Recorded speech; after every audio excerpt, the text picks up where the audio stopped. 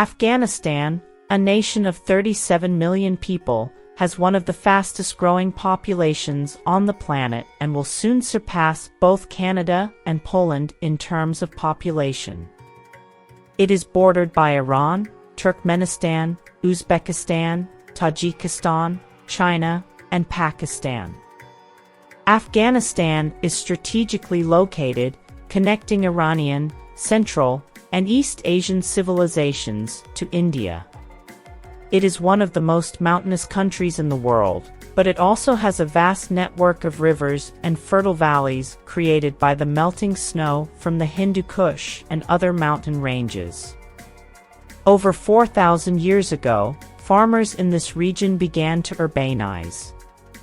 However, very little is known about the first ancient city-states, other than the fact that those in the north, in the land that later became known as Bactria, were culturally connected to Central Asian peoples, while those in the southeast were heavily influenced by the Indus Valley civilization. Some cities in the southeast were likely founded by colonists from the south. Until further archaeological work is conducted, Afghanistan's ancient past will remain largely mysterious.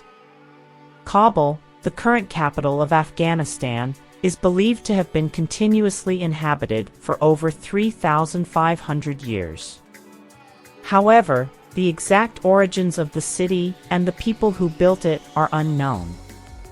In the 7th century BC, the Medes, a northern Iranian people, were the first to conquer and unite this land under their rule. Their rule lasted a little over a century before they were overthrown by the closely related Achaemenid Persians, who divided the empire into provinces called satrapies. By the time of Alexander the Great's conquests, Persian people, language, culture, and religion were prevalent in what is now Afghanistan, along with significant Buddhist and Greek minority populations. The Persians had resettled from their western provinces in the preceding centuries.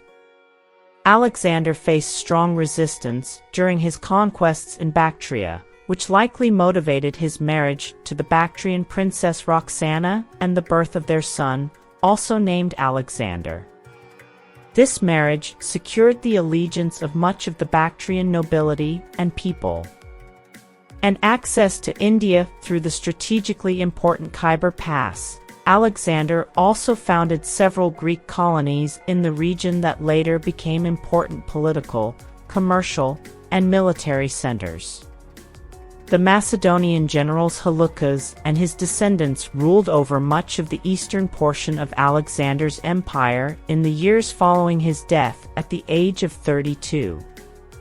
Control over Bactria in the Indus River Valley was tenuous at best before 300 BC, as much of this territory had been lost to the Indian Mauryan Empire of Chandragupta. In the peace that followed the war between the two empires, Chandragupta married Seleucus's daughter and gifted his father-in-law 500 trained war elephants, which he used to great effect in his wars in the west. Not long after, the Greek cities of Bactria overthrew Seleucid rule, establishing a wealthy kingdom that controlled much of the land trade to and from China and India. They were able to withstand a major Seleucid invasion and a nearly 3-year-long siege of their capital city of Balkh, causing the exhausted Seleucids to sue for peace. Over the next 2 decades, the Seleucid Empire was greatly weakened by the rise of another one of their former vassals, the Parthians. In the southeast, the Mauryan Empire collapsed. The Greco-Bactrians were then able to effectively fill much of the power vacuum left by these two empires, but their success was halted by internal division. As much of the army was in India expanding Greco-Bactrian territory, the king was overthrown by a usurper, splitting the empire into 2 kingdoms, which both experienced several decades of relative stability and prosperity and the flourishing of a culture that was a unique amalgamation of Greek, Iranian, Indian, and other Central Asian cultures. After the Greco-Bactrians suffered a series of severe military defeats by the Parthians, they were overrun by successive waves of nomadic invaders. The most powerful of these tribal confederations were the Uz and the Saka or Scythians, who established control over the lower Indus Valley. The Uz settled in Bactria and largely assimilated with the local people over time.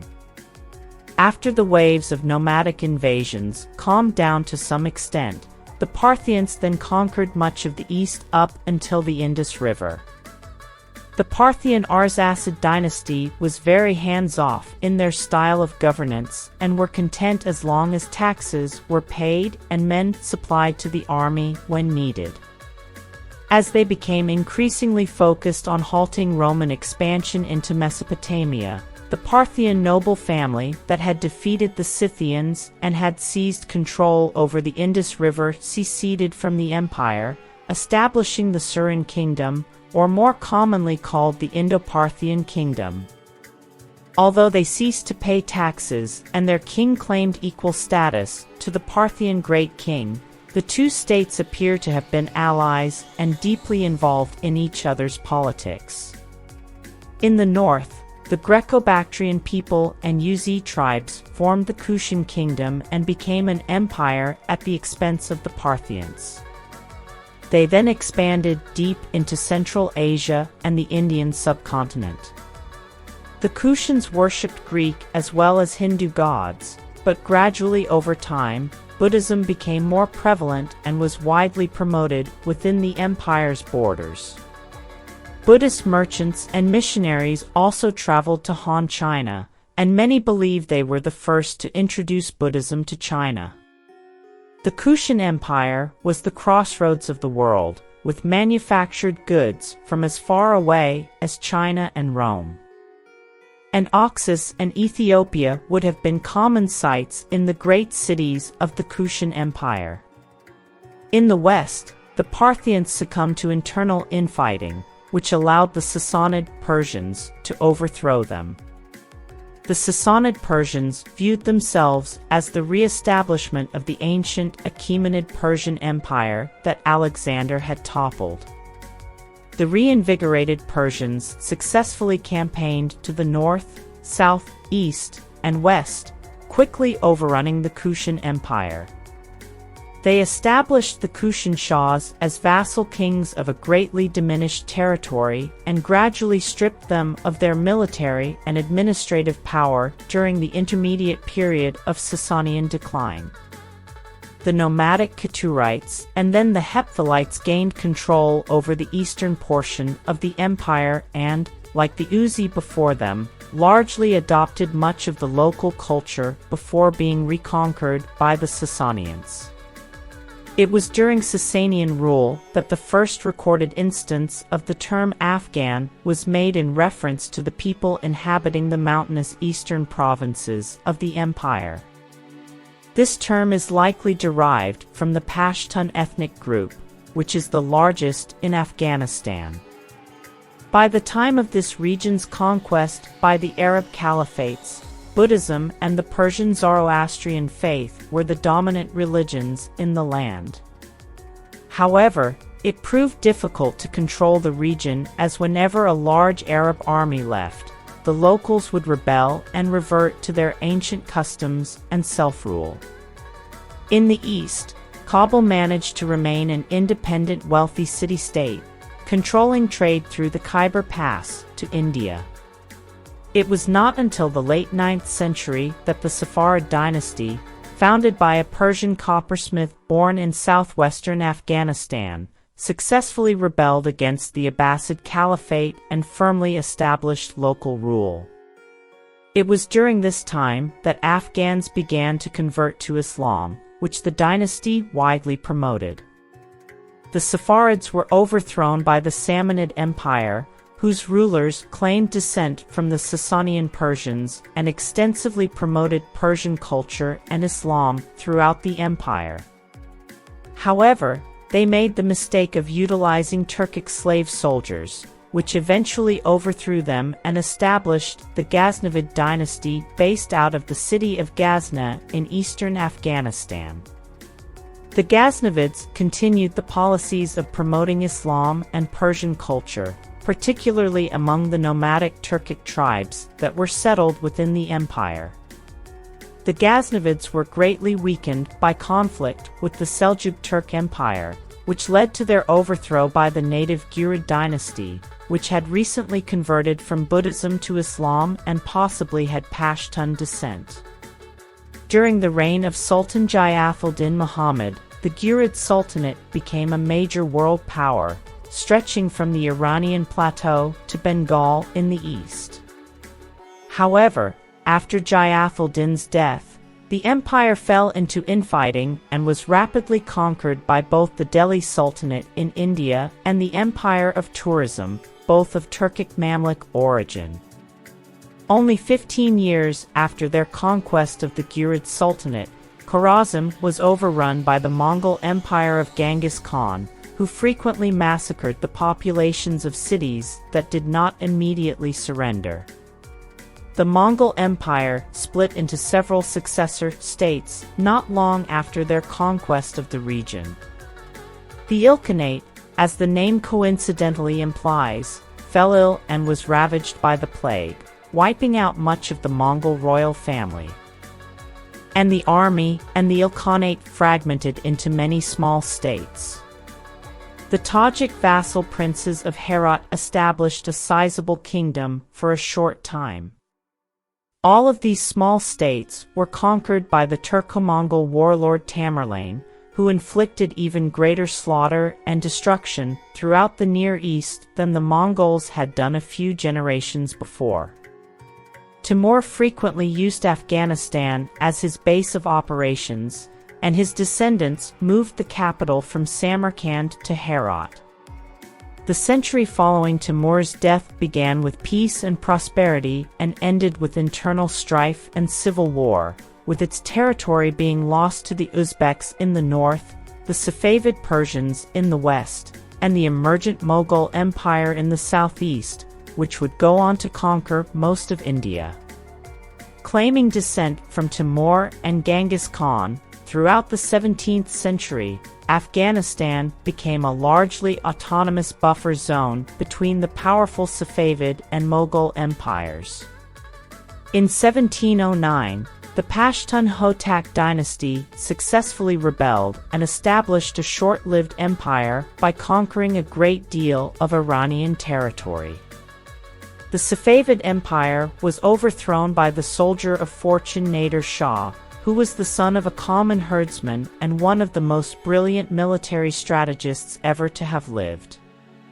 He reconquered Afghanistan and defeated Ottoman and Mughal armies, but his reign was cut short when he was assassinated at the age of 48. One of his cavalry commanders, Ahmad Shah Durrani, was a Pashtun and returned to his homeland, where a Pashtun tribal confederation selected him as their leader. He used his military experience to great effect, conquering those cities that did not join his cause in Afghanistan. During his long 25-year reign, he successfully campaigned in India 3 times against the Marathas and Mughals, and even sacked their capital city of Delhi in 1757. The Durrani Empire is considered the foundation of the modern state of Afghanistan, and Ahmad Durrani is regarded as the father of the nation. However, the empire declined after they were defeated by the Sikhs and driven out of the Indian subcontinent. The greatest factor influencing their decline may have been economic, as trade was cut off to China due to poor diplomatic relations, and the traffic along the ancient land trade routes connecting India, Iran, and Central Asia all but disappeared. This was due to the expansion of the Russian Empire into Central Asia. The British East India Company was very powerful and controlled maritime trade. When the British left Afghanistan, the country became more isolated than it had been in over 2,000 years. However, it also became more unified because most people in the country practiced the same religion, Sunni Islam. The idea of being Afghan became more important, regardless of tribe or ethnicity. Dost Muhammad Khan came to power by overthrowing the Tehranis and established the Emirate of Afghanistan. The British were afraid that the Russians would take Afghanistan and use it as a base to conquer India. So instead, the British invaded Afghanistan themselves and put the unpopular Iranian king back on the throne. The British faced little resistance and withdrew most of their troops, but the remaining troops were ambushed and suffered heavy casualties. This surprised Great Britain and the Western world. The Afghans then reinstated Dost Muhammad Khan as their ruler. 40 years later, the British invaded again, and after heavy losses on both sides, a peace treaty was signed. Afghanistan became a British protectorate, but the Afghans maintained self-rule and the British handled their foreign affairs. In the 1926, Afghanistan became the Kingdom of Afghanistan and started modernizing and interacting more with the world. In 1973, the monarchy was overthrown by Muhammad Daud Khan in a bloodless coup. He became the president of a republic and sought to modernize the country with support from the Soviet Union and the United States. In 1978, Daud and many of his family members were killed in a communist coup. The new government, backed by the Soviet Union, implemented wide-ranging reforms, causing a rebellion and Soviet involvement in a 10-year war. After the Soviet Union withdrew, the Islamic State of Afghanistan overthrew the government and took control of the cities. They were later overthrown by a U.S. coalition and the Northern Alliance, establishing the Islamic Republic of Afghanistan in 2004. Please leave your comments about what you think the future holds for Afghanistan and what you found most interesting about Afghan history. This is Epimetheus. Don't forget to subscribe and hit the notification bell to get updates on my new content. Special thanks to my patrons on Patreon who make content like this possible.